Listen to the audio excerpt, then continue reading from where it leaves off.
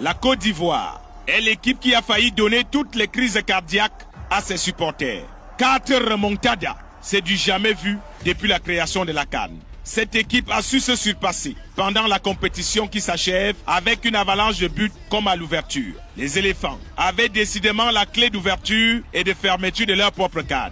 Hier, lors de la clôture du Festival du football africain, les éléphants ont démontré aux Nigérians qu'en Afrique, un enfant peut jouer avec les seins de sa mère, mais jamais avec les bijoux de famille de son père. Voilà donc l'oiseau qu'on aperçoit au ciel qui a voulu 2 fois d'affilée voler sous les oreilles de l'éléphant. Les Super Eagles n'avaient pas compris que chez nous, on ne tombe pas dans le même piège 2 fois. L'éléphant avait même déjà décidé, puisque dans cette CAN, tous les lions ont été chassés de la forêt tropicale de l'Afrique de l'Ouest. Il fallait donc qu'il démontre à toute l'Afrique qu'après le lion, l'éléphant est l'animal le plus costaud, le plus féroce et qui aime la riposte de toute la forêt africaine.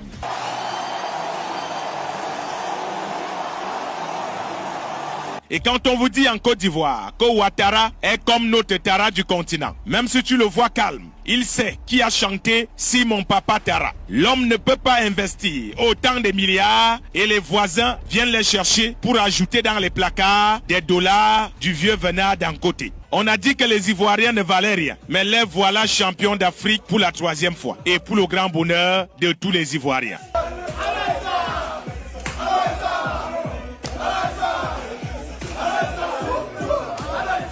Mais disons-nous les vérités, personne n'aurait pu prédire un tel spectacle au cours de cette CAN. Même dans nos imaginations les plus extraordinaires, personne ne voyait la Côte d'Ivoire faire un comeback historique qui rend davantage cette CAN angélique. Nous étions donc le 13 janvier dernier, lorsque la Côte d'Ivoire partageait ses us et coutumes à travers le monde. Cette cérémonie d'ouverture, que beaucoup ont vite fait de critiquer en disant qu'elle était en dessus de ceinture. Et hier, lors du bouquet final, la Côte d'Ivoire a remis ça.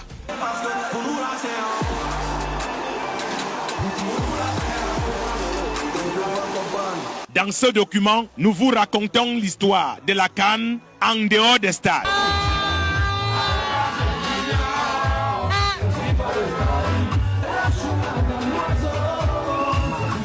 Le 13 janvier 2024, l'Afrique se réunissait au stade des Bimpe pour chanter à l'unisson l'amour du football de notre continent. Le vrai, l'Afrique des peuples, fier des peuples solidaires, fier d'être un continent solidaire. Même si beaucoup de couples sont repartis célibataires, parce que la Côte d'Ivoire a tout prévu lors de cette CAN.